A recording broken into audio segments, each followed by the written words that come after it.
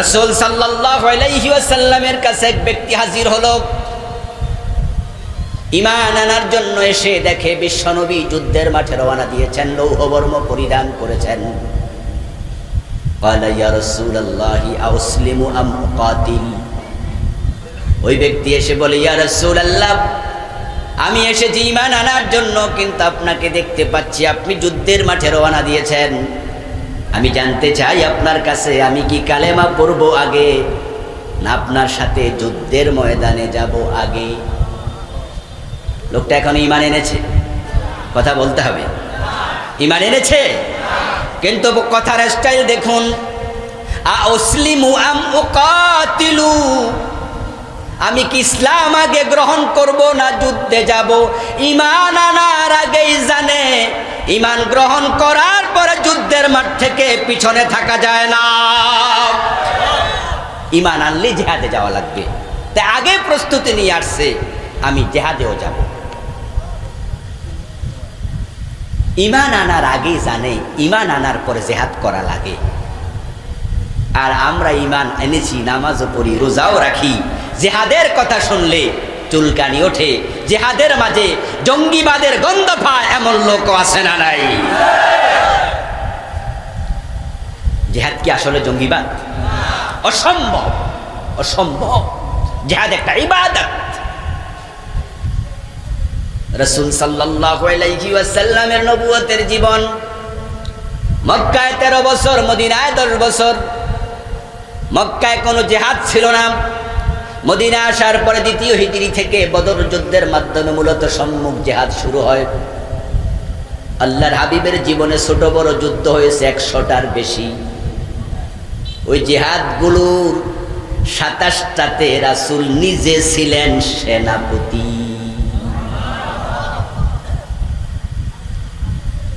পবিত্র কোরআন মাজিদে জিহাদ প্রসঙ্গায়াতের সংখ্যা হলো 500-র বেশি। এমন একজন সাহাবী খুঁজে পাওয়া যাবে না যিনি জিহাদের ময়দানে যায় নাই, এমন একজনও নাই। একজন সাহাবী ছিল অন্ধ, নাম ছিল আব্দুল্লাহ ইবনে উম্মে মাকতুম রাদিয়াল্লাহু তাআলা আনহু। চোখে দেখতেন না। রাসূল সাল্লাল্লাহু আলাইহি ওয়াসাল্লাম জিহাদে যাওয়ার সময় ওনাকে মদিনায় মসজিদে নববীর ইমামতির দায়িত্ব দিয়ে যেতেন। ও আব্দুল্লাহ ইবনে উম্মে মাকতুম, তুমি ইমামতি করো। মদিনায় যারা আছে অসুস্থ, ছোট ছোট বাচ্চা, যারা নামাজের উপযুক্ত, তাদেরকে নিয়ে তুমি ইমামতি করো, আমরা গেলাম। এইভাবে আব্দুল্লাহ ইবনে উম্মে মাকতুম যুদ্ধ থেকে পিছনে পড়ে গেলেন। চোখ নাই, জিহাদের মাঠে যাবেন কেন? কিন্তু হযরত ওমর রাদিয়াল্লাহু তাআলা আনহু যখন খলিফাতুল মুসলিমিন হলেন, গজওয়ায়ে কাদেসিয়ার ঘোষণা দিলেন, রোমকদের বিরুদ্ধে যুদ্ধ হবে। আব্দুল্লাহ ইবনে উম্মে মাকতুম হযরত ওমরের কাছে গিয়ে বলে, ওমর, রাসূলের খলিফা, আমি একটি দরখাস্ত নিয়ে এসেছি। হযরত ওমর বললেন, কি দরখাস্ত বলো? আব্দুল্লাহ ইবনে উম্মে মাকতুম রাদিয়াল্লাহু তাআলা আনহু বলেন, আমার সঙ্গীরা কতজন যুদ্ধের মাঠে গিয়া শহীদ হয়েছে, আল্লাহর জান্নাতের নিয়ামত পাচ্ছে, আমি আব্দুল্লাহর সে তৌফিক হয় নাই, আমি তো চোখে দেখি না। রাসূল আমাকে যুদ্ধে নেন নাই। আমার কত সঙ্গী যুদ্ধের মাঠ থেকে সওয়াব ভরপুর করে আমলনামায় বাড়িতে ফিরে এসেছে গাজী হইয়া, আমি তো গাজীও হতে পারি নাই, আমার চোখ নাই। কিন্তু আমার বয়স হয়ে গেছে, কবে ডাক এসে যায় বলা যায় না। তা আমার দরখাস্ত হলো, গজওয়ায়ে কাদেসিয়াতে আমাকে যেতে অনুমতি দিতেই হবে, আমি যুদ্ধে যাব। হযরত ওমর রাদিয়াল্লাহু তাআলা আনহু আশ্চর্য হয়ে প্রশ্ন করলেন, আব্দুল্লাহ, যুদ্ধে গিয়ে করবাটা কি? আব্দুল্লাহ ইবনে উম্মে মাকতুম জবাব দেয়, আমি জানি তলোয়ার হাতে নিয়ে কাফেরের সাথে আমি যুদ্ধ করতে পারবো না, আমার চোখ নাই, আমি কাফের দেখব না। তবে আমি যদি তোমরা আমাকে কালেমার পতাকাটা হাতে ধরায়া দাও, আমি ওয়াদা দিলাম জীবন থাকতে কালেমার পতাকা মাটিতে পড়তে দেব না। আমি 2 হাত উঁচু করে ধরে রাখবো কালেমার পতাকায়, দায়িত্বটা আমাকে দিও। জিহাদের মাঠে গেলে অন্ধ আব্দুল্লাহ কাফেরের তীর, কাফেরের বর্ষার আঘাতে মৃত্যুবরণের সম্ভাবনা আছে না নাই? উনি তো তলোয়ার আঘাত ঢাল দিয়ে ফিরাবেন সে ক্ষমতাও তো তার নাই। উনি জানেন সেখানে গেলে জীবন ঝুঁকিপূর্ণ, তারপরেও তিনি হযরত ওমরের কাছে আজকে অনুমতি চান।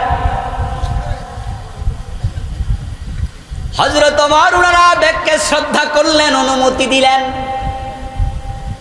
কাদেসিয়ার যুদ্ধে অন্ধ সাহাবী আব্দুল্লাহ ইবনে উম্মে মাকতুম হাজির হয়ে গেলেন।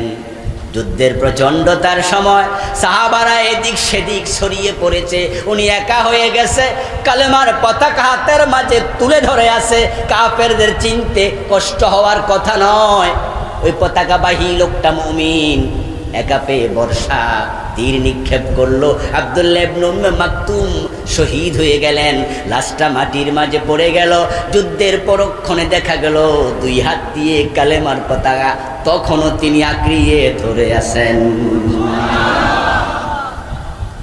একদিন বাজারে দেখি এক বরফ বিক্রেতা টেবিলের মাঝে বরফ রেখে চিৎকার করে বলছে, কে আছো, আমাকে সাহায্য করবে, আমার পুঁজি শেষ হয়ে যাচ্ছে, আমার পুঁজি শেষ হয়ে যাচ্ছে, আমার পুঁজি শেষ হয়ে যাচ্ছে।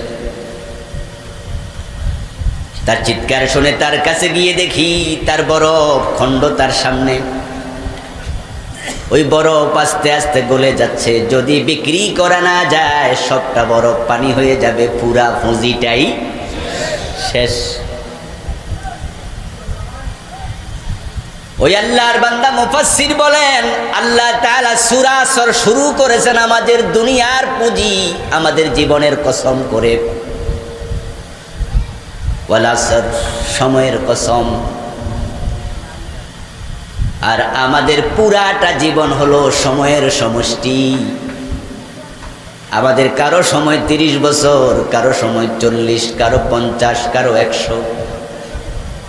প্রতিদিন সূর্য ওঠে, সূর্য ডোবে, ওই সময় থেকে একদিন। মানুষ বলে বয়স বাড়ে, আমি বলি কমে রে। আমাদের যে পুঁজি, আমাদের যে জীবন প্রতিদিন একটু একটু করে শেষ হয়ে যাচ্ছে।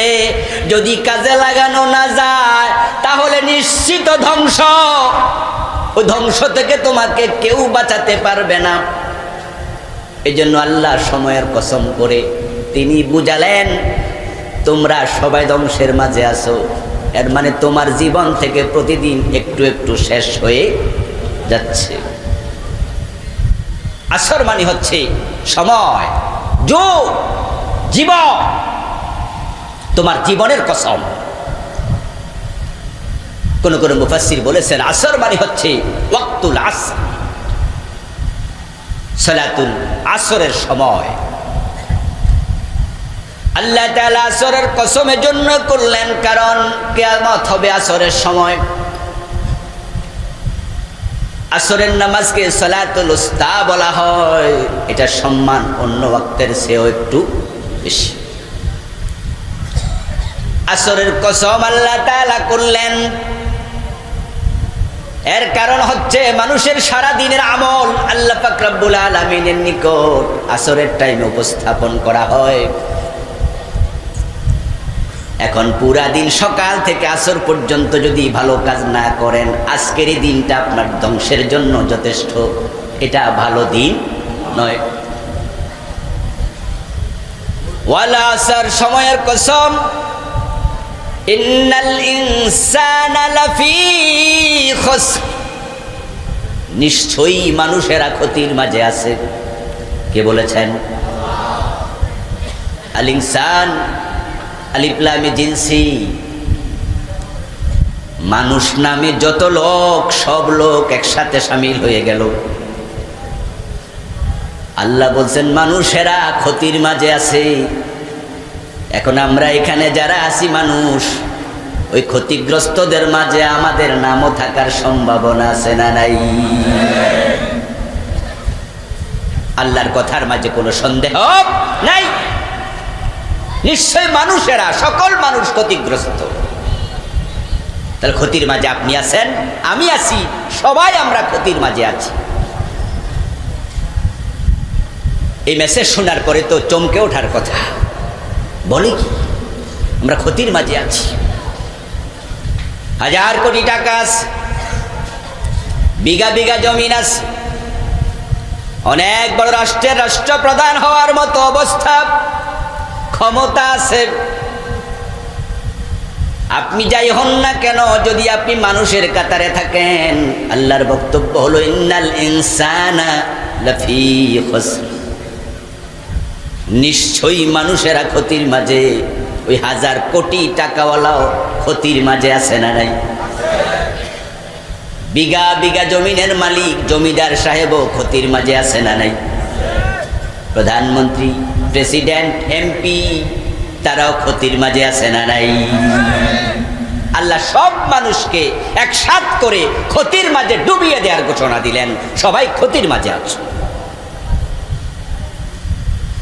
এখন ক্ষতির মাঝে থাকবেন না, ক্ষতি থেকে বাঁচা দরকার, বাঁচতেই হবে। আল্লাহর ঘোষণার প্রথম আয়াতের আলোকে আমরা ক্ষতির মাঝে পড়ে গেছি। সময়ের শপথ, নিশ্চয় মানুষেরা ক্ষতির ভিতরে আছে। যদি আপনি নিজকে মানুষ মনে করেন, তাহলে আপনি ক্ষতিতে আছেন।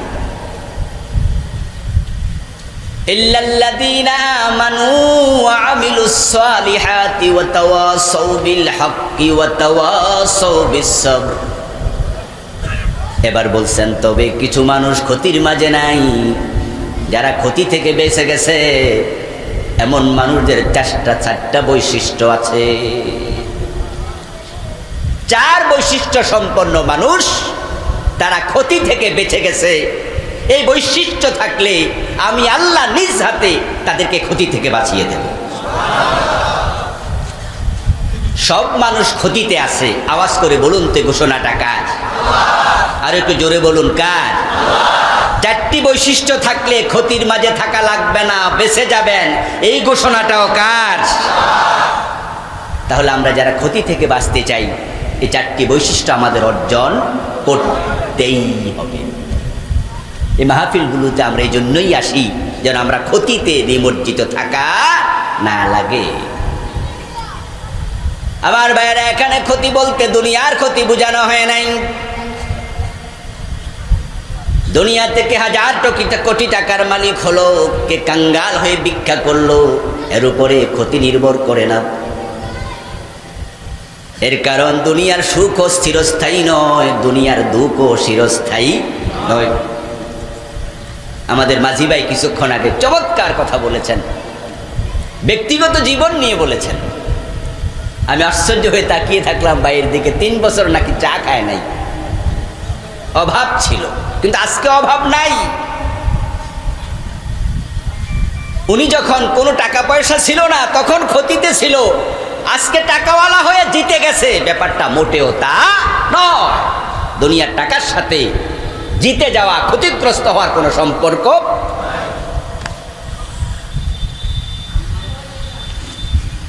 যদিও আমরা এটা ভুল মনে করি।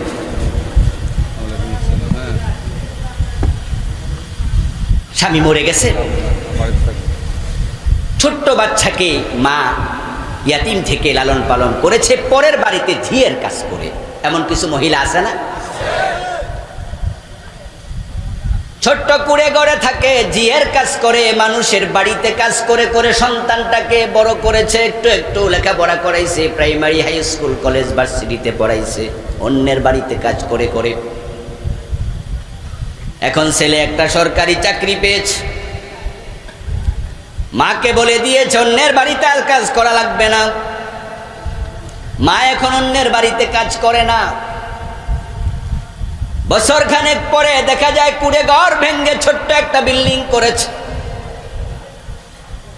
প্রতি ঈদে মায়ের জন্য 2টা করে শাড়ি দেন। বছরে 4টা শাড়ি মা পরে, দামি দামি শাড়ি। মায়ের গলায় এখন চিকন চেইন দেখা যায়, স্বর্ণের চেইন ছেলে কিনে দিয়েছে। নাকের ফুল দেখা যায়, কানের দুল দেখা যায়, হাতে বালা দেখা যায়। নতুন শাড়ি পরেছে মা, এলাকার লোকেরা কানাকানি করে। ওই মহিলার দিকে আল্লাহ চোখ তুলে তাকাইছে।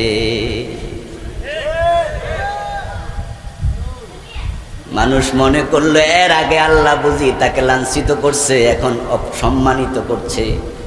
এই টাকার সাথে বাড়ির সাথে ইজ্জত সম্মানের কোনো সম্পর্ক নেই।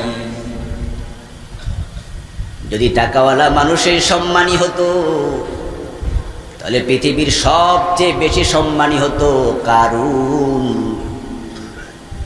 যদি ক্ষমতার কারণে মানুষ সম্মানী হতো, সবচেয়ে বড় সম্মানী হতো নমরুদ এবং ফেরাউন। নমরুদের মতো সম্মান, ফেরাউনের মতো সম্মান আর কার থাকতো? তারা পৃথিবীর সেরা প্রেসিডেন্টের একজন। সবচেয়ে টাকাওয়ালা ছিল কারুন, যার ধনভাণ্ডারের চাবি বহন করার জন্য একদল লোক লাগতো, চাবির ভারে তাদের গর্দান নুয়ে যেত। আল্লাহ সূরা কাসাসে বলেছেন। আপনাদের কাছে এবার জবাব জানতে চাই, দয়া করে বলুন, কারুন সম্মানী মানুষ না অপমানিত? ফেরাউন সম্মানিত না লাঞ্ছিত? নমরুদ সম্মানিত না লাঞ্ছিত? তাহলে বিষয়টি স্পষ্ট হয়ে গেল, টাকার সাথে দুনিয়ার ইজ্জত সম্মানের কোনো সম্পর্ক নেই। এই জন্য দুনিয়াকে হাজার কোটি টাকাওয়ালা হলো আল্লাহর উপরে ডিপেন্ড করে তাকে সম্মানী করে না। ওই ক্ষমতাওয়ালা ফেরাউনকে আল্লাহ পানিতে ডুবাইছে, 1 সেকেন্ড লাগে নাই। টাকাওয়ালা কারুনকে আল্লাহ তাআলা জমিনে ধসায়া দিছে, 1 সেকেন্ড লাগে নাই।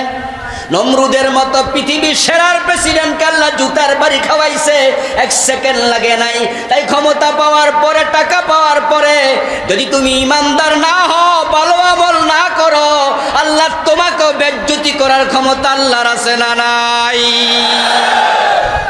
আল্লাহর 1 সেকেন্ডও লাগে না। মায়ের কোলে রেখে বেজ্জতি করতে পারবে, নিজের বাড়িতে রেখে ধ্বংস করে দিতে পারে। আমার বন্ধু, এবার বলুন, হযরত বেলাল রাদিয়াল্লাহু তাআলা আনহু তিনি লাঞ্ছিত মানুষ না সম্মানিত? টাকা ছিল কত কোটি? হযরত বেলাল রাদিয়াল্লাহু তাআলা আনহুর নাম শুনলে নিজের মনের অজান্তে তার প্রতি শ্রদ্ধা তৈরি হয়। ওই কালো বেলাল যদি আজকের এই মাহফিলে আসতো, আমরা তাকে প্রধান অতিথি শুধু বানাতাম না, আমরা হযরত বেলালের হাতে পায়ে চুমু দিতাম, নিজের গায়ের জামা খুলে উনার কপালের ঘামটা মুছে দিতাম, উনার জুতাটা নিজের হাতে রুমাল দিয়ে মুছে দিতাম পকেট থেকে বের করে। কিন্তু হযরত বেলাল রাদিয়াল্লাহু তাআলা আনহু থাকার জন্য ঘর ছিল না। মসজিদ নববীর বারান্দায় ঘুমাতেন। আহলে সুফার একজন ছিলেন। হযরত বেলালের বাবা দাস ছিল, দাদা দাস, দাসের ছেলে দাস। কিন্তু সেই বেলালের সম্মান এত বেশি একটা কারণে, যে 4টা বৈশিষ্ট্য থাকলে ধ্বংস থেকে মানুষ বেঁচে যায়, ওই 4টা গুণ হযরত বেলালের ভিতরে আছে না নাই? এখন আমরা যারা সম্মানী হতে চাই, ওই 4টা বৈশিষ্ট্য আমাদেরকে অর্জন করতেই হবে। প্রকৃত সম্মান আখিরাতে, প্রকৃত অপমান আখিরাতে। থাকার জন্য ঘর নাই, খাওয়ার জন্য খাবার নাই, পরিধান করার জন্য কাপড় নাই, গাছতলায় ঘুমায়, কমলাপুর রেল স্টেশনের বস্তিতে থাকে। এমন কিছু মানুষ আমাদের বাংলাদেশে আছে যাদের ঘর, যাদের বাড়ি সবটাই নৌকার মাঝেই, ওই নৌকার মাঝে জীবন কাটাইয়া দেয়, এমন লোকও আছে না নাই? নৌকার মাঝে তাদের ঘর বাড়ি, ছোট নৌকার মাঝে টেলিভিশনও লাগায়, নৌকার মাঝে কত সুন্দর করে সাজাইছে, টেলিভিশনও কিনা লাগাইছে, ওই নৌকাই হলো বাড়ি। নিজের বাবার ভিটে মাটিটাও নাই। রিক্সাওয়ালা আছে ঢাকায়, রিক্সা চালায়, রিক্সাটাও নিজের নাম। বস্তিতে থাকে, রিক্সা চালায়, ছেলে মেয়ে নিয়ে এক জায়গায়, বস্তি ভেঙে দিলে গাছতলায় ঘুমান। ওই গরিব লোকটারও যদি 4টা বৈশিষ্ট্য থাকে, সূরা আসরে আল্লাহ যেগুলো বলেছেন, ওই গরিব লোকটাই হলো সফল। আর 1000 কোটি টাকা আছে, বিঘা বিঘা জমিন আছে, ক্ষমতা আছে, কিন্তু 4টা গুণ নাই, তার মতো ব্যর্থ আর কেউ নাই। তার মতো ব্যর্থ কেউ নাই। এখন সফল হতে চাইলে কোরআনে বিশ্বাসী মুমিনদের 4টা গুণ লাগবে। 1 নাম্বার, ইল্লাল্লাযীনা আমানু, তারাই হচ্ছে ক্ষতি থেকে পরিত্রাণ প্রাপ্ত যারা ঈমান এনেছে। আওয়াজ দিয়ে বলেন সুবহানাল্লাহ। ঈমান, ঈমান, ঈমান। পৃথিবীতে এর চেয়ে দামি কোনো জিনিস আর নাই। সবচেয়ে দামি মানুষ হচ্ছে মুমিন। 2 নাম্বার শর্ত, আমিলুস সালিহাত। শুধু ঈমান আনলেই চলবে না, ঈমানের দাবির আলোকে নেক আমল করেছে, নেক আমলও করতে হবে। 3 নাম্বার, ওয়াতাওয়াসাউ বিল হক। আল ইসলামু হাক্কুন ওয়াল কুফরু বাতিল। ঈমান আনার পরে, নেক আমল করার পরে শুধু নিজে নামাজ পড়লে চলবে না, নিজে ইসলাম মানলে চলবে না, অন্য মানুষদের কাছে দ্বীনের দাওয়াত দেয়া দরকার আছে না নাই? তাই তারা দাওয়াতি কাজ করবে, হকের ব্যাপারে মানুষকে নসিহত করবে। আদ-দীন ওয়ান নাসিহা। আমরা সংক্ষিপ্ত ব্যাখ্যা করব এই গুণগুলো। 4টা বিষয়ের সাথে আপনার সফলতা জড়িত। ঈমান এনেছেন, নেক আমল করেছেন, কিন্তু মানুষকে দ্বীনের কথা বলে না, ইসলামের কথা বলে না। হাজারো অন্যায় অনাচার নিজের চোখে দেখেও অন্যায়ের বিরুদ্ধে একটা কথাও বলে না, এমন কিছু হাজি গাজী মাওলানা মুফতি সাহেবও আছে না নাই? সুদী ব্যাংক চলছে, সুদের ব্যবসা রমরমা, সিনেমার ব্যবসা রমরমা, বেপর্দা বেহায়াপনা জুলুম অত্যাচারে দেশটা শেষ হয়ে গেছে, তা নিয়ে মাথা ব্যথা নাই। নামাজি বরং জালেমকে সাপোর্ট করছে, এমন নামাজিও আছে না নাই? এই জন্য আল্লাহ 4টা কথা বলছেন। আপনি নামাজি, কিন্তু আপনার ছেলে নামাজ পড়ে না। হাজী সাহেবের মেয়ে বোরকা ছাড়া কলেজে যায়, এমন 2-4 জন হাজী সাহেব আছে না নাই? দ্বীনের কথা মেয়েটাকে বোঝায় নাই। মাওলানা সাহেব, নামাজি সাহেব, উনার বউ চাকরি করে, বোরকা ছাড়া অফিসে যায়, বউটারে বোরকা পরায় না, কপালে কালো দাগ ফেলে দিয়েছ। 4টা সত্যের মাঝে 3 নাম্বার সত্যে ফেল। কলেজ, ইউনিভার্সিটি, স্কুলে যারা পড়েছেন, সাবজেক্ট আছে 10টা, 11টা, 12টা, 13টা কম্পালসারি, প্রতিটায় 90, অঙ্কে ফেল। রেজাল্ট কি? 0।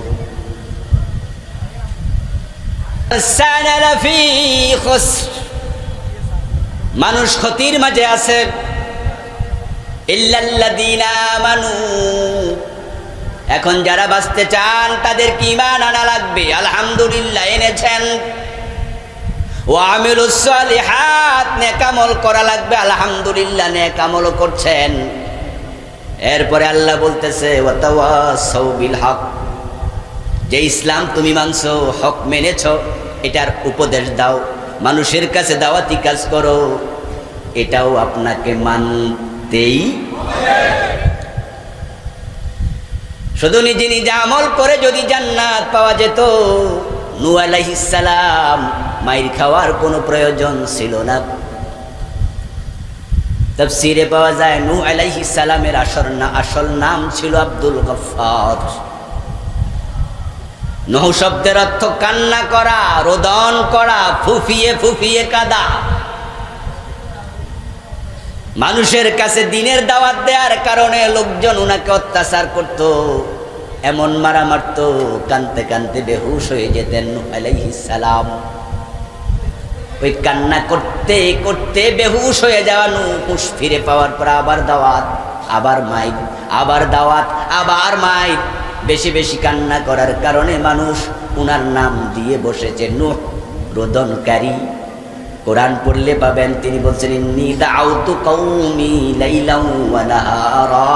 ও আমার রব, আমি আমার জাতিকে দাওয়াত দিয়েছি দিনে, দাওয়াত দিয়েছি রাতে, আমি 24 ঘন্টা দাওয়াতি কাজ করেছি। একা একা জান্নাতে যেতে পারলে নূহ নবী মাইর খায় কেন? রাসূল সাল্লাল্লাহু আলাইহি ওয়াসাল্লাম তায়েফে গিয়ে পাথর খেলেন। মক্কার লোকেরা কেন দাওয়াত দেয়? 3 বছর জেলখানায় বন্দী করে রাখলো। পাথর খাওয়ার পরে, জেলখানায় বন্দী করার পরে নবী মুহাম্মদ সাল্লাল্লাহু আলাইহি ওয়াসাল্লাম দাওয়াতি কাজ বন্ধ করে দিলেন না চালিয়ে নিলেন? এখন আপনার কি খবর? আপনার পাশের ঘরে ফজরের টাইমে ঘুমায় আছে, আপনি নামাজের দাওয়াতটাও দেন না, একা একা নামাজে চলে যায়। এমন নামাজিও আছে না নাই? ওয়াতাওয়াসাউ বিসসবর। 4 নাম্বার আর একটা গুণ অর্জন করা লাগবে, সেটা ধৈর্যের উপদেশ দিতে হবে। ধৈর্যের বড় দরকার। ইন্নাল্লাহা মা'আস সাবিরিন। যারা ধৈর্যশীল হয় আল্লাহ নিজে তাদের সঙ্গী হয়ে যান। এই 4টা গুণ যে অর্জন করবে, আল্লাহ তাআলা ঘোষণা দিচ্ছেন ওই মানুষগুলোকে আল্লাহ নিজে ক্ষতি থেকে বাঁচিয়ে দেবেন। আমরা আল্লাহর কাছে দোয়া করি, আল্লাহ তুমি ক্ষতি থেকে পরিত্রাণ যারা পাবে মেহেরবানি করে আমাদেরকে তাদের অন্তর্ভুক্ত করে নাও, বলেন আমিন। বাঁচতে হলে প্রথম গুণের নাম হলো ঈমান। আমরা যারা এখানে আছি সকলের ঈমান আছে না নাই? কথা বলতে হবে, আছে না নাই? আমরা বিশ্বাস করি, আশা করি আমাদের ঈমান আছে। قال النبي صلى الله عليه وسلم يأتي على الناس زمان يجتمعون في المساجد ليس فيهم مؤمن। এমন একটা জামানা আসবে যে জামানার মানুষগুলো মসজিদে জামাতের সাথে নামাজ পড়বে কিন্তু একজনেরও ঈমান থাকবে না। ওয়ামা ইউমিনু আকসারুহুম বিল্লাহ। আল্লাহ কোরআনে বলেন তাদের অধিকাংশ আল্লাহর উপর ঈমানদার হবে, ঈমান আনবে, তবে ইল্লা ওয়া হুম মুশরিকুন, আবার তারা নিজেরাই মুশরিক হয়ে যাবে। অধিকাংশ মুমিন মুশরিক হয়ে যাবে। হাজার হাজার লাখ লাখ নামাজি মসজিদে নামাজে যাবে কিন্তু ঈমান হারা হয়ে যাবে। ইয়াতি আলান নাসি জামান লা ইয়াবকা মিনাল ইসলাম ইল্লা ইসমুহু। এমন একটা জামানা আসবে যে জামানায় ইসলামের শুধু নামটা থাকবে, বাস্তবে মানুষের জীবনে ইসলাম থাকবে না। ওয়ালা ইয়াবকা মিনাল কুরআন ইল্লা রাসমুহু। কোরআন তাদের বাস্তব জীবনে থাকবে না, শুধুমাত্র কোরআনে তেলাওয়াত থাকবে। তারা তেলাওয়াত করতে রাজি হবে কিন্তু কোরআনের আইন মানতে রাজি হবে না। এমন একটা জামানা আসবে। মাসাজিদুহুম আমিরাহ ওয়া হিয়া খারাবুম মিনাল হুদা। মসজিদগুলোর দোতলা তিনতলা ছাদ সহ ভর্তি হয়ে যাবে লোকে, নামাজির অভাব হবে না। জুমার দিন রাস্তাঘাট পর্যন্ত ভর্তি হয়ে যাবে কিন্তু সেই জামানায় মসজিদে হেদায়াত থাকবে না। ইমাম সাহেব হক কথা বললে চাকরিটাও টিকবে না। সবাই নিজকে মুমিন ভাববে, জামাতে নামাজ পড়বে, একটার ঈমান থাকবে না। এমন একটা জামানা আসবে। কোরআন থাকবে তেলাওয়াতে, আইনে থাকবে না, এমন জামানা আসবে। ইসলাম বাস্তব জীবনে থাকবে না, শুধুমাত্র নামে থাকবে, এমন জামানা আসবে। মুমিনরা ঈমানদার হয়ে আবার মুশরিক হবে, এমন জামানা আসবে। আমার একদল উম্মত মূর্তি পূজা শুরু করে দেবে, এমন জামানা আসবে। এবার জানতে চাই ওই জামানা আসবে না এসে গেছে?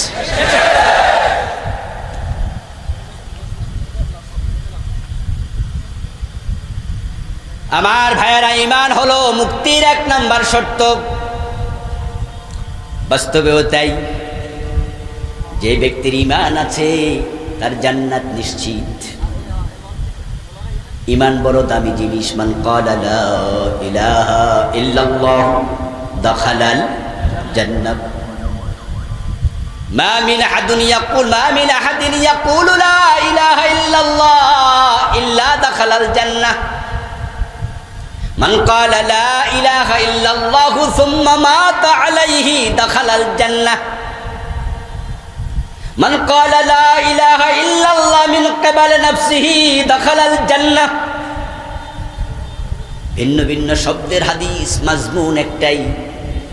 বিশ্ব নবীর বক্তব্য হলো ওই কালেমা যে পড়েছে, এই কালেমার উপর মৃত্যুবরণ করেছে, মরতে দেরি, আল্লাহর জান্নাত পেতে দেরি হবে না। বড় দামি জিনিস ঈমান। মুক্তির জন্য ঈমান এক নাম্বার শর্ত। এটা অর্জন করুন, মুক্তি মিলে যাবে। রাসূল সাল্লাল্লাহু আলাইহি ওয়াসাল্লামের কাছে এক ব্যক্তি হাজির হলো ঈমান আনার জন্য। এসে দেখে বিশ্বনবী যুদ্ধের মাঠে রওনা দিয়েছেন, লৌহবর্ম পরিধান করেছেন। ক্বালা ইয়া রাসূলুল্লাহি আউসলিমু আম উকাতিল। ওই ব্যক্তি এসে বলে, ইয়া রাসূলুল্লাহ, আমি এসেছি ঈমান আনার জন্য, কিন্তু আপনাকে দেখতে পাচ্ছি আপনি যুদ্ধের মাঠে রওনা দিয়েছেন। আমি জানতে চাই আপনার কাছে, আমি কি কালেমা পড়ব আগে না আপনার সাথে যুদ্ধের ময়দানে যাব আগে? লোকটা এখন ঈমান এনেছে, কথা বলতে হবে।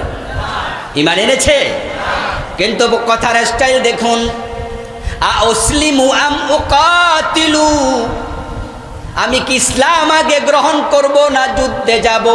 ঈমান আনার আগেই জানে ঈমান গ্রহণ করার পরে যুদ্ধের মাঠ থেকে পিছনে থাকা যায় না। ঈমান আনলে জিহাদে যাওয়া লাগবে, তাই আগে প্রস্তুতি নিয়ে আসছে, আমি জিহাদেও যাব। ঈমান আনার আগেই জানে ঈমান আনার পরে জিহাদ করা লাগে। আর আমরা ঈমান এনেছি, নামাজও পড়ি, রোজাও রাখি, জিহাদের কথা শুনলে চুলকানি ওঠে, জিহাদের মাঝে জঙ্গিবাদের গন্ধ পায়, এমন লোক আছে না নাই? জিহাদ কি আসলে জঙ্গিবাদ? অসম্ভব, অসম্ভব। জিহাদ একটা ইবাদত। রাসূল সাল্লাল্লাহু আলাইহি ওয়াসাল্লামের নবুয়তের জীবন, মক্কায় 13 বছর, মদিনায় 10 বছর। মক্কায় কোনো জিহাদ ছিল না। মদিনা আসার পরে দ্বিতীয় হিজরি থেকে বদর যুদ্ধের মাধ্যমে মূলত সম্মুখ জিহাদ শুরু হয়। আল্লাহর হাবিবের জীবনে ছোট বড় যুদ্ধ হয়েছে 100টার বেশি। ওই জিহাদগুলোর 27টাতে রাসূল নিজে ছিলেন সেনাপতি।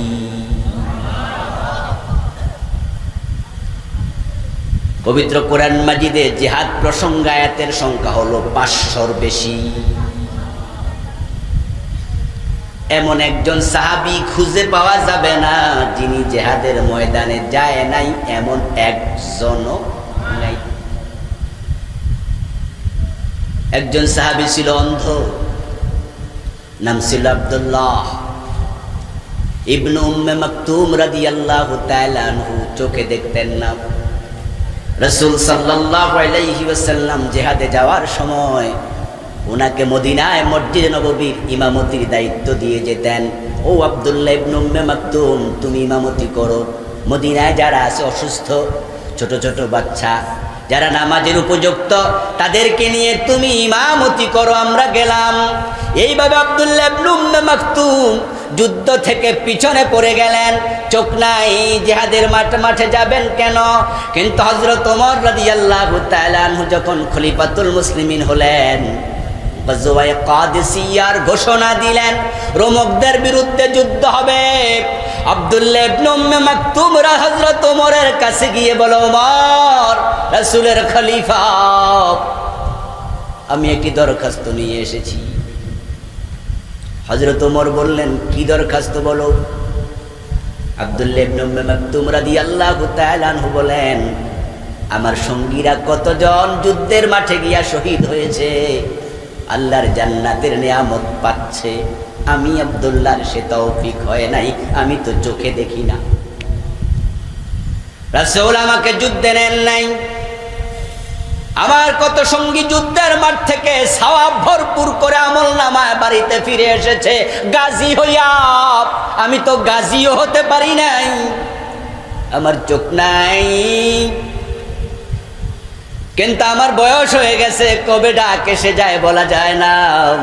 তা আমার দরখাস্ত হলো গাজওয়ায়ে কাদেসিয়াতে আমাকে যেতে অনুমতি দিতেই হবে, আমি যুদ্ধে যাব। হযরত ওমর রাদিয়াল্লাহু তাআলা আনহু আশ্চর্য হয়ে প্রশ্ন করলেন, আব্দুল্লাহ যুদ্ধে গিয়ে করবাটা কি? আব্দুল্লাহ ইবনে উম্মে মাকতুম জবাব দেয়, আমি জানি তলোয়ার হাতে নিয়ে কাফেরের সাথে আমি যুদ্ধ করতে পারবো না, আমার চোখ নাই, আমি কাফের দেখব না। তবে আমি যদি তোমরা আমাকে কালেমার পতাকাটা হাতে ধরায়া দাও, আমি ওয়াদা দিলাম জীবন থাকতে কালেমার পতাকা মাটিতে পড়তে দেব না। আমি দুই হাত উঁচু করে ধরে রাখবো কালেমার পতাকায়, দায়িত্বটা আমাকে দিও। জিহাদের মাঠে গেলে অন্ধ আব্দুল্লাহ কাফেরের তীর, কাফেরের বর্ষার আঘাতে মৃত্যুবরণের সম্ভাবনা আছে না নাই? উনি তো তলোয়ার আঘাত ঢাল দিয়ে ফিরাবেন সে ক্ষমতাও তো তার নাই। উনি জানেন সেখানে গেলে জীবন ঝুঁকিপূর্ণ, তারপরেও তিনি হযরত ওমরের কাছে আজকে অনুমতি চান। হযরত ওমর উনারা বেগকে শ্রদ্ধা করলেন, অনুমতি দিলেন। কাদেসিয়ার যুদ্ধে অন্ধ সাহাবী আব্দুল্লাহ ইবনে উম্মে মাকতুম হাজির হয়ে গেলেন। যুদ্ধের প্রচণ্ডতার সময় সাহাবারা এদিক সেদিক ছড়িয়ে পড়েছে, উনি একা হয়ে গেছে, কালেমার পতাকা হাতের মাঝে তুলে ধরে আছে। কাফেরদের চিনতে কষ্ট হওয়ার কথা নয়, ওই পতাকাবাহী লোকটা মুমিন। একা পেয়ে বর্ষা তীর নিক্ষেপ করলো, আব্দুল্লাহ ইবনে উম্মে মাকতুম শহীদ হয়ে গেলেন, লাশটা মাটির মাঝে পড়ে গেল। যুদ্ধের পরক্ষণে দেখা গেল দুই হাত দিয়ে কালেমার পতাকা তখনও তিনি আঁকড়িয়ে ধরে আছেন। অন্ধ সাহাবী যুদ্ধের মাঠে শহীদ হয়। বিশ্বনবীর মেয়ে হযরত ফাতেমা যুদ্ধের মাঠে গিয়েছে, রাসূলের স্ত্রী আয়েশা সিদ্দিকা যুদ্ধের মাঠে গিয়েছে, রাসূলের ফুফি সাফিয়া বিনত আব্দুল মুত্তালিব রাদিয়াল্লাহু তাআলা আনহা খায়বারের যুদ্ধে এক ইহুদিকে নিজ হাতে হত্যা করেছে, যুদ্ধের মাঠে গিয়েছে। মহিলা সাহাবারা জিহাদে যায়, অন্ধ সাহাবী জিহাদে যায়, সব সাহাবী জিহাদে যায়। ওই জিহাদের কথা শুনে তাদের অন্তরের মাঝে জঙ্গির গন্ধ আসে। আল্লাহর কসম তোমাদের ঈমান থাকবে না।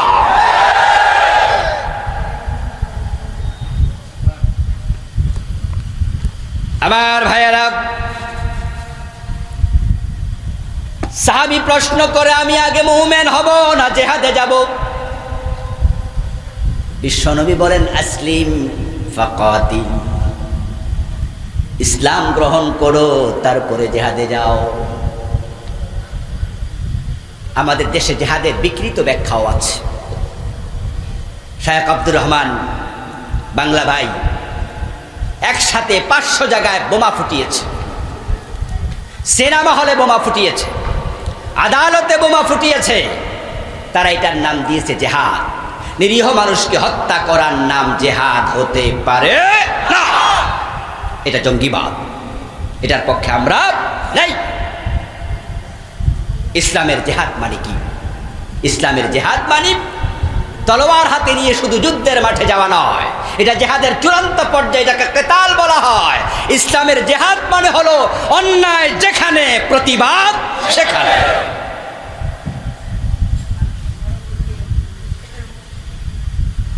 আল জান্নাতু তাহতা জিলালিস সিয়ুফ, রাসূল সাল্লাল্লাহু আলাইহি ওয়াসাল্লাম বলেছেন, জান্নাত হলো তলোয়ারের ছায়ার নিচে।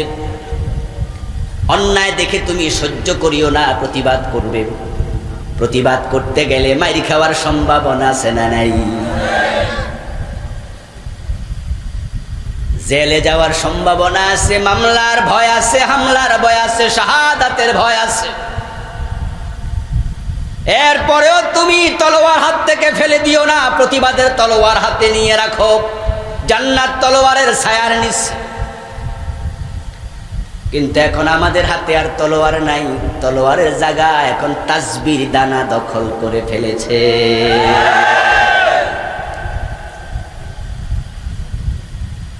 একটা সময় ছিল মুসলমানেরা অন্যায় দেখলে সহ্য করত না। আরব থেকে স্পেনে চলে গেছে এমন মুজাহিদও আছে না নাই? তারিক বিন জিয়াদ রাদিয়াল্লাহু তাআলা আনহুর নেতৃত্বে একদল সাহাবী আরব থেকে স্পেনে গিয়েছে অন্যায়ের প্রতিবাদ করার জন্য। কিন্তু আজকে মুসলমানেরা সব প্রতিবাদের তলোয়ার ফেলে দিয়া তাসবির দানা খোঁজে। এক সময় তাসবির দানা ছিল 100 দানা, এখন 100-র জায়গায় 1000 দানা। মুসলমানরা আগে যুদ্ধের মাঠে গিয়ে দোয়া করতো, আল্লাহ ফেরেশতা পাঠাও, সাহায্য পাঠাও, আর এখন দোয়া করে মসজিদের কোনায় ঢুকে। অন্যায়ের প্রতিবাদে ময়দানে আর নাই। আল্লামা ইকবাল রাহিমাহুল্লাহ জন্য বলেছিলেন, সার কি শের পর বিল্লি খেলে রাহি কে সাহি মুসলমান কো বদনসিব शहादत की तमन्ना भूलगी और तस्बीह की दानों में जन्नत ढूंढ रही। আল্লামা ইকবাল রাহিমাহুল্লাহ বলছেন, মুসলমান ছিল সিংহের জাতি। তাদের কালেমার আওয়াজে কাফেরদের দিল প্রকম্পিত হতো। নারে তাকবীর, আল্লাহু আকবার, আযানের আওয়াজে কোর গোবিন্দের রাজপ্রাসাদ ভেঙে গিয়েছিল। কিন্তু সেই সিংহের জাতির কপালে এখন বিড়াল লাফালাফি করছে। আবার ভাইয়েরা, আল্লাহর হাবিবের কথা শুনে সাহাবী ঈমান আনলেন। ঈমান এনে রাসূল সাল্লাল্লাহু আলাইহি ওয়াসাল্লামের সাথে যুদ্ধের মাঠে গেলেন। যুদ্ধ শেষ হয়ে গেল। ওই যুদ্ধে যে কয়েকজন সাহাবী শাহাদাত বরণ করেছেন, রাসূল সাল্লাল্লাহু আলাইহি ওয়াসাল্লাম তাদের লাশগুলো একত্রিত করতে বললেন। একত্রিত করা হলো। আল্লাহর হাবিব লাশ দেখার জন্য কাছে গেলেন। গিয়ে দেখতে পেলেন সেই মুসলিম সাহাবীর লাশটাও দেখা যায়, যে কিছুক্ষণ আগে ঈমান গ্রহণ করলো, যুদ্ধের ময়দানে এসে শহীদ হয়ে গেল। আল্লাহর হাবিব তার দিকে ইশারা করে বলেন, আমেলা কালিলা ওয়া আজরা কাসীরা। এই আল্লাহর বান্দা আমল করছে কম, কিন্তু বড় পুরস্কার নিয়ে জান্নাতে চলে গেছে। নামাজ পড়ার সময় পাইছিল, হজ, রোজা, যাকাত, কিন্তু জান্নাত পেয়ে গেছে। কারণ তার ঈমানটা ছিল খাঁটি। এখন আমরা নামাজ পড়ে কপালে কালো দাগ ফেলে দিয়েছি। রাসূল বলেছেন, ইয়াতি আলান নাসি জামান, এমন জামানা আসবে লাইসা ফীহি মুমিন ইস্তামিউনা ফিল মাসাজিদ। মসজিদে ইমাম আছে, মুয়াজ্জিন আছে, মুসল্লি আছে, কিন্তু ঈমানওয়ালা একটাও নাই। ঈমানওয়ালা কমে যাবে। ঈমান মানে শুধু কালেমা পড়া নয়। ঈমান আনার জন্য কালেমা পড়তে হয়, কিন্তু ভালো করে শুনুন, সব কালেমাওয়ালা মুমিন নয়। কালেমা পড়লে যদি মুমিন হওয়া যেত, গিরিশচন্দ্র সেন কোরআনের বঙ্গানুবাদ করার সময় লা ইলাহা ইল্লাল্লাহ কালেমা পড়ে নাই। পড়েছে, বলেছে, লিখেছে, গবেষণা করেছে, কিন্তু তার জানাজার নামাজ কেউ পড়ে নাই। মুহাম্মাদুর রাসূলুল্লাহ, লা ইলাহা ইল্লাল্লাহ, এই দুইটা শব্দ ভিন্নভাবে কোরআনে আছে না নাই? মুহাম্মাদুর রাসূলুল্লাহ শব্দের অর্থ হলো মুহাম্মদ আল্লাহর রাসূল। লা ইলাহা ইল্লাল্লাহ মানে হলো আল্লাহ ছাড়া ইলাহা নাই। কোরআনের ভিন্ন ভিন্ন জায়গাতে এই শব্দ আছে। ওই শব্দ মানলেই তো মুমিন হওয়া যায়। গিরিশচন্দ্র সেন মুমিন হতে কেন পারে নাই? কারণ আছে না নাই? কারণ হলো এই কালেমা মানার নিয়তে পড়ে নেই। ও ভাই আমার, বিয়ে করলে ছেলে লাগে, মেয়ে লাগে, ইজাব এবং কবুল লাগে, মহরানা লাগে, লাগে না? এখন সিস্টেমের বাহিরে চলে গেলেন। 5 লাখ টাকা মহরানা, সাক্ষী আছে 2-এর জায়গায় 10। বিয়ে পড়াইছে আপনাদের নোয়াখালীর সবচেয়ে বড় মসজিদের খতিব। কিন্তু যেই ছেলেকে বিয়ে করাইছে যে মেয়েটারে, এই মেয়েটা হলো আরেক বেডার বউ, বিয়ে হবে? حرمت عليكم أمهاتكم وبناتكم। আল্লাহ তাআলা 1 2 3 করে ভাবে বলছেন অমুক নারী বিয়ে করা হারাম, অমুক বিয়ে করা হারাম, অমুক বিয়ে করা হারাম। ওয়াল মুহসানাত, অন্যের বউ বিয়ে করা হারাম। এখন অন্যের বউ বিয়ে করছেন, 5 লাখ মহারণা হয়ে লাভ কি, 10 লাখ দিয়ে লাভ কি? কাবার ইমামও যদি বিয়ে পড়া, এটা বিয়ে না। তাহলে বিয়ে করতে হলে এইটার একটা শর্ত, এই মেয়েটা আরেক স্বামী থেকে মুক্ত হওয়া লাগবে। এখন আমরা ইমান এনেছি লাখ লাখ কোটি কোটি মানুষ, কিন্তু ইমান আনার যে সিস্টেম, ওই সিস্টেম ফলো না করে কালেমা পড়েছে আব্দুল্লাহ, কালেমা পড়েছে আব্দুল্লাহ ইবনে উবাই, মুনাফিকদের নেতা, মুমিন হতে পারে নাই। সিস্টেম ফলো না করে কালেমা পড়েছে গিরিশচন্দ্র সেন, মুমিন হতে পারে নাই। আমরা জানি ইসলামের রোকন 5টা। দ্বিতীয় রোকন নামাজ, ঠিক না? সালাহ। 3 নাম্বার যাকাত, 4 নাম্বার হাজ, 5 নাম্বার সাওম রমাদান, 1 নাম্বারটা ঈমান। নামাজ আল্লাহ ফরজ করেছেন, নামাজ পড়ার নিয়ম আছে না নাই? নিয়মটা ফরজ করেছেন কে? 1 নাম্বার ফরজ। আরকান আহকামের মাঝে রোকন 1 নাম্বার ফরজ হচ্ছে তাকবীরে তাহরিমা। এখন যদি কোনো ব্যক্তি মসজিদে ঢুকেই ভালো করে ওযু করে ডাইরেক্ট রুকুতে চলে গেল, সূরাও পড়ে নাই, তাকবীরে তাহরিমাও দেয় নাই, রুকুর মাঝে তাসবিহ পড়েছে 99 বার, 2 সেজদার মাঝে পড়েছে 150 বার, 150 বার কইরা, যত সুন্দর নামাজ হোক, নামাজ বাতিল, কারণ সিস্টেম মতো হয় নাই। কোরআনে আল্লাহ বলেন ওয়ারকাউ ওয়াসজুদু, রুকু করো, সেজদা করো। কেউ যদি আগে সেজদা দেয় পরে রুকু দেয়, নামাজ আছে না গেছে? সিস্টেমের বাহিরে চলে গেছে। রোজা রাখার নিয়ম আছে, হজ করার নিয়ম আছে, যাকাত দেওয়ার নিয়ম আছে, নামাজ পড়ার নিয়ম আছে। 1 নাম্বার রোকন মুমিন হও, ইমানদার হওয়ার বুঝি কোনো নিয়ম নাই। এখন নিয়ম শিখে কয়জন ইমানদার হয়েছেন সেটা নিজেকে প্রশ্ন করুন। এটা আমি বলবো, নিয়ম বলবো, নিশ্চয় বলবো। আরেকটি প্রশ্ন রাখতে চাই, নামাজে দাঁড়ানোর পরেও নামাজ ভেঙে যায় এমন কিছু কারণ আছে না নাই? আপনি নামাজে দাঁড়াইছেন, পিছন দিয়ে একজন এসে আপনি যে নামাজে খেয়াল করে নাই, আপনার দিকে তাকায় কয় ভাই কেমন আছেন, আর আপনি নামাজে খাড়ায় কয়ে দিলেন মোটামুটি আলহামদুলিল্লাহ ভালাই আছি। নামাজটা আছে না গেছে? রোজা রেখেছেন, ওযু করার সময় কুলি করতে গিয়া পানি খেয়ে ফেলেছেন, রোজাটা আছে না গেছে? হজ করতে গেছেন, আরাফার দিন আরাফার মাঠে যান নাই, শরীরটা ভালো নয়, হাসপাতালে ভর্তি হয়েছেন, আরাফা 9 জিলহজ যেতে পারেন নাই আরাফায়, হজটা আছে না গেছে? কোটি টাকার মালিক জাকাত দিয়েছেন, ওই জাকাতটা নিজের বাবারে দিছেন, মারে দিছেন, জাকাত দেওয়ার সিস্টেমের বাহিরে জাকাত হইছে না বাতিল? ঈমান আনার পরে ঈমানটা সিলগালা করেছেন, বাতিল হওয়ার কোনো নিয়ম কানুন সিস্টেম বুঝি নাই।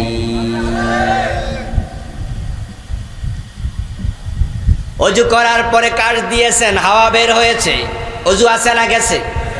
এ ওযু দিয়ে কেউ নামাজ পড়বেন? আপনি শীত যতই হোক ওযু আবার করে নামাজ পড়বেন। দুনিয়ার কেউ যদি নাও জানে আপনার যে ওযু ভাঙছে, আপনি তো জানেন। তাই আপনি যদি ইমাম হন, রুকুতে যাইয়া ইমাম সাহেব কাশ মারছে, পিছন দিয়া হাওয়া বাইর হইছে আসতে, কেউ শোনে নাই, ইমাম কি নামাজ চালাবে নাকি নামাজটা থামাইয়া দেবে? ডেফিনেটলি তিনি দাঁড়াইয়া যাবেন, রুকুতে আর 1 সেকেন্ডও থাকবেন না। কেউ না জানুক, আমার আল্লাহ জানছে আমার ওযু ভেঙে গেছে। অজু ভেঙে গেলে অজু করো, নামাজ ভেঙে গেছে নামাজ আবার নতুন করে শুরু করো, রোজা ভেঙে গেছে কাজা করো, এবার হজ হয় নাই পরের বার করো। যদি কোনো কারণে ইমান ভেঙে যায়, ওই ভাঙ্গা ইমান নিয়ে কবরে যাবেন না, নতুন করে আনা দরকার। এখন কি করলে যে ইমানটা ভেঙে যায় সেটাই তো জাতি জানলো না। কোন সিস্টেমে মোমেন হওয়া লাগে? নামাজের নিয়ম শিখেছে, আরকান হাকাম 13 ফরজ, 14টা ওয়াজিব, অজুর মাঝে 4 ফরজ, অজুর সুন্নাহ, রোজা রাখার নিয়ম, হজ করতে যাবে 6 মাস আগ থেকে বই কিনা তালবিয়া মুখস্থ করে, লাব্বাইক আল্লাহুম্মা লাব্বাইক লাব্বাইক লা শারীকা লাক লাব্বাইক। কেমনে ইহরামের কাপড় পরা লাগবে বাড়িতে ট্রেনিং দেয়, ইহরামের কাপড় পরতে হবে। আপনি যদি রোজার জন্য কষ্ট করেন, হজের জন্য করেন, যাকাতের নিয়ম শিখেন, ঈমান 1 নাম্বার শর্ত, ঈমান আনার নিয়মটাও শিখা দরকার আছে না নাই? 80 বছর বয়স জানেন না, তাই বিশ্বনবী বলছেন এমন এক জামানা আসবে মসজিদে হাজার হাজার লোক থাকবে, একটাও মুমিন। কারো ঈমান নাই, সে সিস্টেম না বুঝে এনেছে, তাই ঈমানই হয় নাই। কারো ঈমান নাই, ঈমানটা ছিল কিন্তু ভেঙে গেছে, নতুন করে আর আনে নাই। এবার সবার কাছ থেকে জবাব চাই, ঈমানবিহীন মারা গেলে ক্ষতি থেকে বাঁচার কোনো সুযোগ আছে? ঈমান আনার নিয়ম আল্লাহ তাআলা কোরআন মাজিদে শিখিয়েছেন। তিনি বলছেন, ফামান ইয়াকফুর বিত্তাগুত ওয়া ইউমিন বিল্লাহি ফাকাদ ইসতামসাকা বিল উরওয়াতিল উসকা লা ইনফিসামা লাহা। ঈমান আনার নিয়ম আল্লাহ আয়াতের মাঝে বলে দিলেন। ঈমান যারা আনতে চাও, 1 নাম্বার কাজ কালেমা পড়া নয়। এই যে আমাদের সামনে দোতলা একটা বিল্ডিং আছে, এটা মনে হয় আপনাদের ইউনিয়ন পরিষদের অফিস। যাদের বুঝ আছে দয়া করে একটু বলবেন, আসতে বলেন আর জোরে বলেন, কমপক্ষে বলেন তো এই বিল্ডিংটা কি সরাসরি বানানো হয়েছে না আগে পরিকল্পনা হয়েছে? আমরা সবাই জানি এটা। আচ্ছা, একটা দোতলা বিল্ডিং বানাতে যদি পরিকল্পনা লাগে, ঈমানের মতো দামি জিনিস আনবেন, পরিকল্পনা লাগবে না? এই জন্য আল্লাহ বলছে, ফামান ইয়াকফুর বিত্তাগুত ওয়া ইউমিন বিল্লাহ। সিস্টেম দেখেন। ওয়া শব্দের অর্থ কি? কথা বলেন, কথা বলেন, আলেম ওলামা ভাইয়েরা বলেন ওয়া শব্দের অর্থ কি? তাহলে এবং এর আগেও আছে শব্দ, এটাই নিয়ম। এবং যদি বলে আগেও থাকা লাগবে, পরেও থাকা লাগবে। আল্লাহ শুরুতে ওয়া ইউমিন বিল্লাহ বলেন নাই, বলছেন ফামান ইয়াকফুর বিত্তাগুত ওয়া ইউমিন বিল্লাহ। তোমরা যারা ঈমান আনতে চাও, 1 নাম্বার কাজ কালেমা পড়া নয়। আমরা তো বাংলাদেশে কালেমাকে ঈমান মনে করে এখান থেকে শুরু করি। আল্লাহ এখান থেকে শুরু করেন নাই। আল্লাহ বলছে ঈমান যদি আনতে চাও, প্রথম কাজ হলো তাগুতের সাথে সম্পর্ক রাখা যাবে না। যে তাগুতকে অস্বীকার করে, ওয়া ইউমিন বিল্লাহ, তারপরে এবার আল্লাহর উপর ঈমান আনে, ফাকাদ ইসতামসাকা বিল উরওয়াতিল উসকা, সে তাহলে এমন এক শক্ত রশি ধরতে পারছে, লা ইনফিসামা লাহা, রশি কখনো আর ছিঁড়বে না।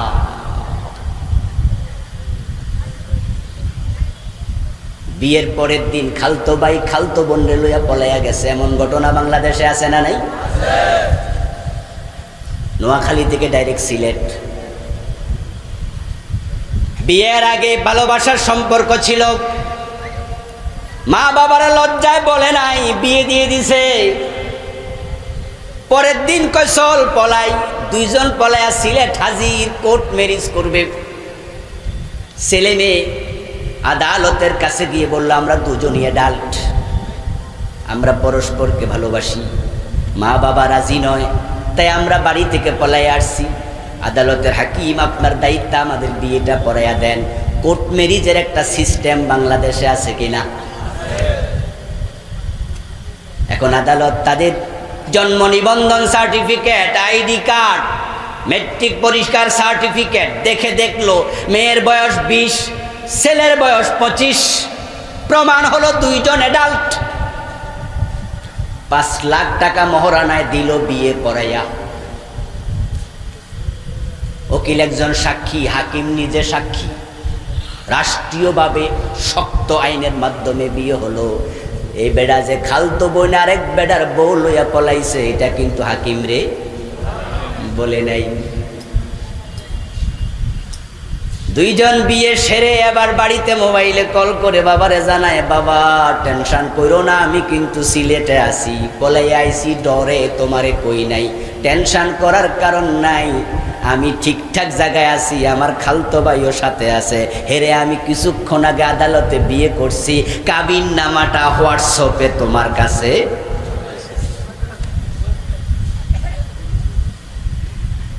বাবা কয় করলি কি, আমার মান সম্মান সব গজব করলি।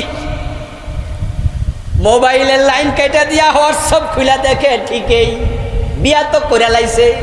বেডির বিয়া মোট কয়টা হইল? এখন বাবা ভাইরাকে খবর দিছে, 2 ভাইরা এক জায়গায় বইছে, 2 বোন এক জায়গায় বইছে। বইয়া কয় পোলা মাইয়া যে প্রেমের সম্পর্ক আমরা তো আগে জানলে বিয়াই দিতাম না, তাড়াতাড়ি বিয়ে হোক। কিন্তু এখন কি হবে, ব্যস্ত লাগাইয়া দিছে। এখন দুলারে ডাকো, বুঝাইয়া দাও, বিয়ার খরচ 3 লাখ দিয়া দিমু 5 লাখ, ঝামেলা করা দরকার নাই। পোলা মাইয়া যেহেতু নতুন বিয়ে করছে, আমরা 4 জনও রাজি, মাও রাজি, 2 মা 2 বাবা, এই 4 জন রাজি। বিয়াটা হয়েছে নি? তোমার রাজির এখানে একানা দামও, কারণ পরের বউ বিয়ে করলে বিয়ে হয় না। এখন ছেলে মেয়ের বাড়িতে ডাকছে, টেনশন নাই, বাড়ি আয়। ছেলে মেয়ে আসলো, ওরা কয় কোর্টের বিয়ে বাদ দে, আমরা আবার দিমু। তারা বসে আবার দিছে, হয়েছে? হয় নাই, পরের বউ বিয়ে হয় না। এখন ছেলে বলে মেয়ে ছাড়া আমি বাঁচবো না, মেয়ে বলে ছেলে ছাড়া আমি বাঁচবো না। তারাও সবাই রাজি, বিয়ে দিতে চায়। এখন মসজিদের ইমাম সাহেবের কাছে গেছে, হুজুর আপনি কিছু একটা করেন, সিস্টেম কি বলেন? হুজুর বলবে আগের জামাইরে রাজি করাও, বেটা তালাক দেখ, আগে হেডা ছুড়াও। ঠিক না? আগে জামাই থেকে ছুড়াও, পরে আরেকটাই। আগের স্বামী তালাক দেবে, আবার 3 হায়েজ অপেক্ষা, ইদ্যত আছে না? ইদ্যত আছে না? ইদ্যত ফরজ। ওয়াল মুতাল্লাকাত ইয়াতারাব্বাসনা বিআনফুসিহিন্না 3 কুরু। তালাক প্রাপ্ত হওয়ার পরে 3 হায়েজ পর্যন্ত বিয়ে করা হারাম। আগের স্বামী তালাক দিছে, 3 ইদ্যত পালন করছে, 3 হায়েজ। তারপরে এবার খালতো ভাইয়ের সাথে আবার বিয়ে দাও, এবার বিয়ে দিলে অসুবিধা আর ঠিক। আল্লাহর কোরআনের বক্তব্য, ঈমান যদি আনতে চাও, ফামান ইয়াকফুর বিত্তাগুত ওয়া ইউমিন বিল্লাহ, ঈমান আনতে চাইলে তাগুতের সাথে সম্পর্ক চিহ্ন করে কালেমা পড়া লাগবে। যার সাথে তাগুতের সম্পর্ক আছে, সে কোটিবার কালেমা পড়েও মুসলমান হতে পারবে না। এ হলো আল্লাহর কথা, এটা ঈমান আনার নিয়ম। এখন তাগুতের সাথে সম্পর্ক, হোয়াট ইজ দিস? হুজুর এইটা আবার কি জিনিস তাগুতটা? অনেকে তাগুতই চিনে না। এর কারণ কোরআনের চর্চা নাই, ব্যাখ্যা নাই, পড়া নাই। কতজন আছে হাজী সাহেব তাগুতের দোস্ত, কত নামাজি তাগুতের বন্ধু, কত নামাজি তাগুতের কাছে মেয়ে বিয়ে দেয়, কত হাজী নিজে তাগুত হয়ে বসে আছে।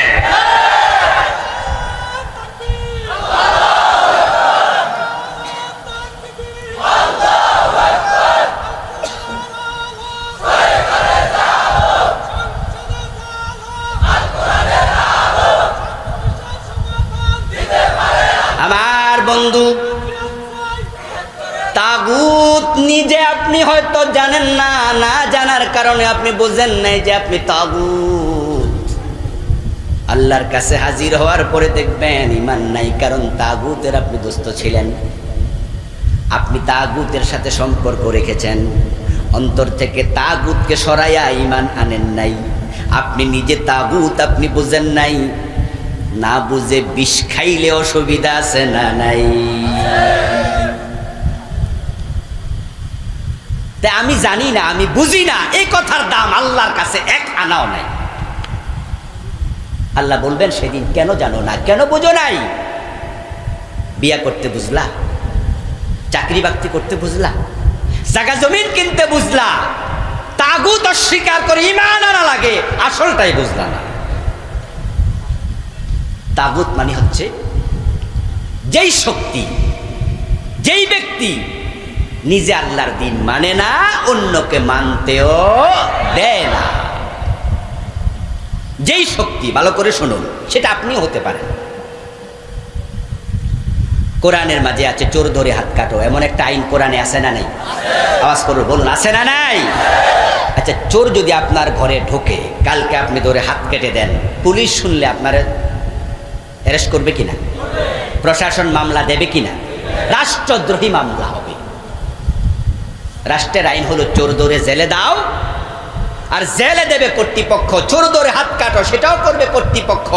কিন্তু যদি আপনি আজকে আপনার এলাকার এমপি, আপনার এলাকার চেয়ারম্যান সাহেব চোরের হাত কাটে, উনার বিরুদ্ধেও মামলা হবেই।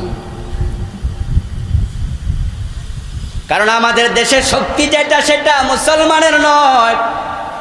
দেশটা স্বাধীন হয়েছে শুধুমাত্র কাগজে কলমে, কিন্তু আমাদের যত আইন আছে, ধারা আছে, অধিকাংশ ব্রিটিশদের বানানো আইনে চলছে। কয়দিন আগে আপনারা দেখেছেন একজন নেত্রী, অভিনেত্রী সিনেমাস, উনি যখন একটা ক্লাবে গিয়ে হয়রানি হলেন, মামলা হলো। ওই মামলা চলাকালে আরেক পুলিশ অফিসার উনার প্রেমে পাগল হলো না? ঘটনা গেছে না কয়দিন আগে? পুলিশ অফিসার কেক পর্যন্ত একসাথে খাইছে, কামড়ায় কামড়ায় খাইছে। ওনাদের যেই ভিডিও বের হয়েছে, আমি দেখলাম ভিডিওর কমেন্টসে অনেকে কইছে, আহ আফসোস আমার কেক নাই, ট্রল করেছে। সেখানে আমাদের আরেকজন বড় অফিসার সাংবাদিক সম্মেলনে বললেন, উনাদেরই অফিসার বললেন যে কিচ্ছু করার নাই, কারণ এখানে আইন আছে, ছেলে মেয়ে যদি রাজি হইয়া অপকর্ম করে তাহলে কিচ্ছু অসুবিধা নাই, আর যদি প্রকাশ্যে করে জরিমানা 100 টাকা। কয় টাকা? এটা শুনে আমি একটু বিস্মিত হলাম। আমার বাসার পাশেই একটি ল কলেজ আছে, ফার্ম গেট। তো ল কলেজের প্রিন্সিপাল সাহেবের কাছে আমি গেলাম, গিয়ে আমি জিজ্ঞাসা করলাম, একটা জিনিসের ব্যাখ্যা দেন, আপনি তো অনেক বড় লয়ার। উনি সুপ্রিম কোর্টের লয়ার, আমেরিকা থেকে পিএইচডি করে এসেছে, অনেক বড় শিক্ষিত। আমি ওনাকে বললাম যে একটা ব্যাখ্যা দেন, 100 টাকা জরিমানা মানে না। উনি বললেন যে হুজুর, আইনটা হলো 1800 সনের দিকে করা। কত সনে? ব্রিটিশরা আমাদের দেশ থেকে গেছে 1947-এ।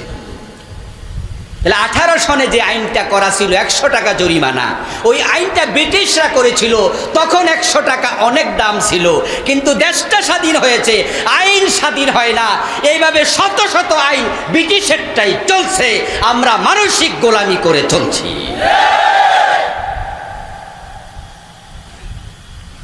আমার বন্ধু, যে শক্তি দিন মানে না, মানতে দেয় না, তার নাম তাগুত। ঢাকা থেকে বের হলাম, রাসূল সাল্লাল্লাহু আলাইহি ওয়াসাল্লাম বলেছেন, ডান পাশে চলবা, ডান হাতে খাইবা, ডান কাতে ঘুমাইবা, ঠিক না? ইউহিব্বুন নবী সাল্লাল্লাহু আলাইহি ওয়াসাল্লাম আত-তায়াম্মুনা ফি আমরিহি কুল্লিহি ফি তারাজ্জুলিহি ওয়া তানাহুলিহি। রাসূলুল্লাহ সাল্লাল্লাহু আলাইহি ওয়াসাল্লাম ডান পাশকে বড় পছন্দ করতেন। উনি যখন জুতা পায়ে দিতেন তখনও প্রথম ডান পায়ে দিতেন। খাবার যখন খেতেন ডান হাতে খেতেন। ঘুমাতে যখন যেতেন ডান কাতে ঘুমাতেন। হাত্তা তারাজ্জুলিহি, যখন তিনি চুল আছড়াতেন তখনও ডান দিক থেকে শুরু করতেন। ডান পাশে চলা সুন্নাহ। আবুল কালাম আজাদ বাশার সাহেব আসবে মাহফিলে, গাড়িওয়ালার ড্রাইভারকে বললাম ডান পাশে চলাও। ট্রাফিক সাহেব আমারে দেখলে সালাম দিয়া ছেড়ে দিত। ট্রাফিক আমাকে সিগন্যাল দিত, এই থামেন। এরপরে এসে বলতো, হুজুর ডান পাশে দিয়ে গাড়ি চালাচ্ছেন। এই শব্দটা না বলে বলতো রং সাইড, বলতো কি না? হুজুর রং সাইডে গাড়ি চালাচ্ছেন। রং শব্দের অর্থ কি? ডান পাশে গাড়ি চালানো, ডান পাশে হাঁটা, ডান পাশে চলা ভুল নাকি সুন্নাহ? কথা বলেন না ভাইয়েরা, ভুল না সুন্নাহ? রাসূলের সুন্নাহকে রং বললে ঈমান থাকবে? আমি বললাম, এই ট্রাফিক সাহেব, আপনার এখানে তো বুকের মাঝে লেখা আছে আপনার নাম আব্দুল্লাহ। মুসলমানের সন্তান হইয়া আমার একটা রাসূলের সুন্নাহকে আপনি রং বললেন। আমি তো সুন্নাহ পালন করছি। উনি বলবো, হুজুর যে বেশি কথা কয়, চাইছিলাম 500 টাকার মামলা দিতে, 500-তে পোষাইব না। 1000 টাকার মামলা ধরাইয়া দেওয়ার সম্ভাবনা আছে কিনা? আমাকে ডান পাতে গাড়ি চালাতে দেবে? আচ্ছা, আমি মামলা খেলাম। মামলা ভাঙ্গাতে কোর্টে গেলাম। আমি গেলাম বিআরটিতে, 1000 টাকা জরিমানা দিলাম। রাতের বেলা ট্রাফিক সাহেবের বাসায় গেলাম, গিয়ে বললাম, ভাই আমার মুসলমানের সন্তান হইয়া রাসূলের সুন্নাহ আমারে মানতে দিলেন না, 1000 টাকা মামলা দিলেন। লোকটা তখন আমাকে বলবো, হুজুর আপনার সাথে আমার কোনো শত্রুতা নাই, আমি চাকরি করি, আইনে যা আছে আমি তা মানতে বাধ্য। আমি খোঁজ নিতে নিতে চলে গেলাম বিআরটির অফিসারের বাসায়। ও ভাই, আপনিও মুসলমান, আমি রাসূলের একটা সুন্নাহ মেনেছি, মানার কারণে আমার 1000 টাকা আপনি জরিমানা না নিল তো পারতেন, কেন নিলেন? অফিসার জবাব দেবে, হুজুর আমাদের কোনো দোষ নাই, আমরা আইন মানি। ঠিক না? তাহলে এমন কিছু আইন আছে যে আইনের কারণে আমরা চাইলেও সুন্নাহ মানতে পারি না, হালাল মানতে পারি না, হারামের বিধান মানতে পারি না। ওই আইন যারা বানায় তারাই হলো তাগুত। তাদের সাথে সম্পর্ক থাকলে আপনি কালেমা পড়লো লাভ নাই। আলহামদুলিল্লাহ, আমরা অনেকে তাই করেছি, কিন্তু ঈমান আনার পরে ঈমান ভেঙে যায়। এমন কিছু কাজ আছে যেগুলো আমরা করছি, যেমন বন্ধু, আমাদের দেশে কাদিয়ানি নামে একটা সম্প্রদায় আছে না নাই? তারা কি কালেমা পড়ে না? রোজা রাখে না? হজ করে না? যাকাত দেয় না? কিন্তু বলুন তো, তারা মুমিন না কাফের? तमाम हक्कानी आलेम एकमत कादियानी काफेर। তাদের মসজিদ আছে ঢাকার বকশী বাজারে, দেখবেন 5 ওয়াক্ত আজান হয়, 5 ওয়াক্ত আজান হয়, এবং আজান হুবহু আমাদের মতো। শিয়াদের আজানের মাঝে আমাদের পার্থক্য আছে, কিন্তু কাদিয়ানীদের আজানে আর আমাদের আজানে কোনো পার্থক্য নাই। শিয়াদের নামাজে আমাদের নামাজে পার্থক্য আছে,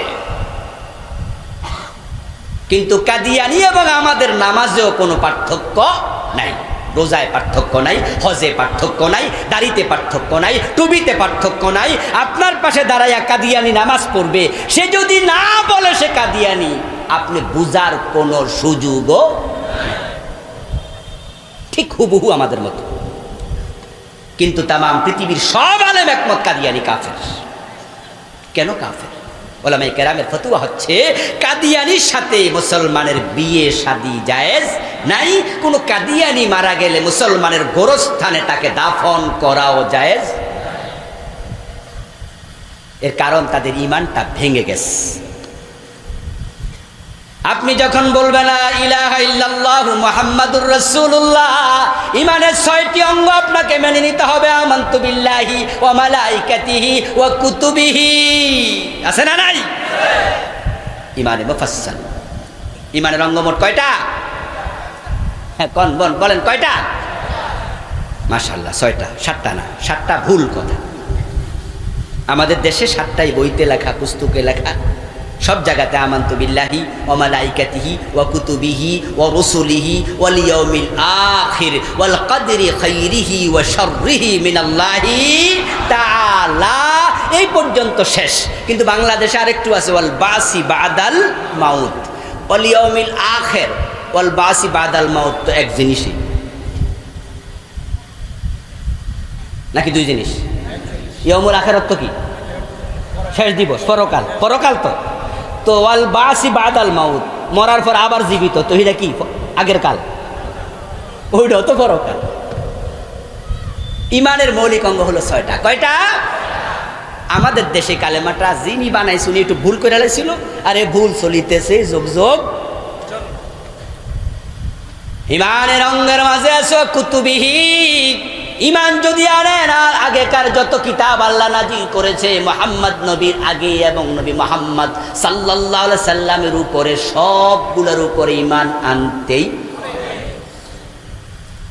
এখন এই কিতাবের উপর ইমান যদি আনতে চান, বিশ্ব নবী, শেষ নবী, উনার পরে আর নবী নাই, উনি খাতামুন নবিয়্যিন, এমন কথা আল্লাহর কোরআনে আছে না নাই? কাদিয়ানীরা এখানে পিছল খেয়ে পড়ে গেল। কাদিয়ানীগণের ধারণা, তাদের ঈমান, তাদের আকীদা হচ্ছে বিশ্ব নবী শেষ নবী নয়। আওয়াজ দিয়ে বলেন নাউজুবিল্লাহ। তারা বলে উনার পরে আরো কিছু নবী আসবে। গোলাম আহমদ কাদিয়ানও একজন নবী, নাউজুবিল্লাহ। কোরআনে 4টা অক্ষর স্বীকার করেছে, খা আলিফ তা মিম। এ খাতামুন নবিয়্যিন সরাসরি অস্বীকার করে নাই, ভুল ব্যাখ্যা দিয়ে অস্বীকার করেছে। তারা বলে খাতাম মানে হচ্ছে সিলমোহর। খাতিমুন নবিয়্যিন, রাসূল নবীদের সিলমোহর দাতা। উনার অনুমতি সাপেক্ষে আরো কিছু নবী রাসূল আসবে, তিনি স্বীকৃতি দেবেন। নাউজুবিল্লাহ। এই 4টা অক্ষর স্বীকার করার কারণে কাদিয়ানী সব আমল লইয়াও কাফের। এখন এই কোরআন মাজিদে চোর ধরে হাত কাটো, এই আয়াতের মাঝে অক্ষর 4টা না বেশি? জেনা করলে 100 বেত লাগাও, এমন আয়াত কোরআনে আছে না নাই? আওয়াজ করেন, আছে না নাই? অক্ষর 4টা না বেশি? আলা লাহুল খালকু ওয়াল আমরু, সাবধান, সৃষ্টি যার, আইন চলবে শুধু তার। অক্ষর 4টা না বেশি? ইনিল হুকমু ইল্লা লিল্লাহ, আল্লাহ ছাড়া কারো বিধান চলবে না। অক্ষর 4টা না বেশি? হাজার হাজার মুসলমান আল্লাহর আইন তো মানে না, আল্লাহর আইনের কথা বললে রাজনীতির গন্ধ তালাশ করছে। শুধু আল্লাহর আইনের পক্ষে ওয়াজ করার কারণে ইমামতি চলে গেছে, এমনও আছে না নাই? মসজিদে মসজিদে হক কথা বলার পরিবেশ আর নাই। ঈমান আনতে হবে 1 নাম্বার দায়িত্ব।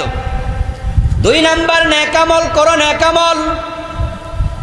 এখন নেকামলের অবস্থা বড় খারাপ। নেকামল কাকে বলে এটাই অনেকে জানে না। রোজা রাখছে, হজ করছে, যাকাত দিচ্ছে, কত রকমের ইবাদত, কিন্তু তারপরও নেকামল হচ্ছে না। শুধু রাসূলের সুন্নাহর সাথে না মেলার কারণে। যদি কোনো আমল রাসূলের সুন্নাহর সাথে না মিলে, ওই আমলটা আল্লাহর কাছে নেক আমল হবে না। আমাদের বাংলাদেশে অনেক আল্লাহর বান্দার শুধু বেদাতের কারণে আমল কবুল হওয়া বন্ধ।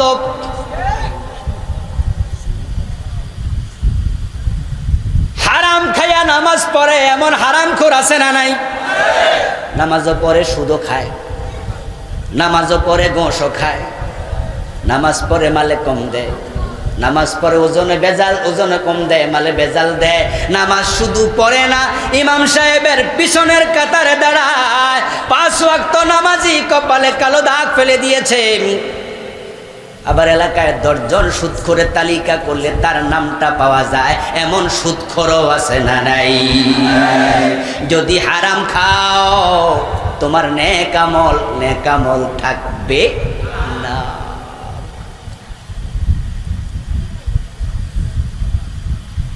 হারাম খালে নেক আমল থাকে না। ইন্নাল্লাহ তাইয়্যিব লা ইয়াকবালু ইল্লা তাইয়্যিবা।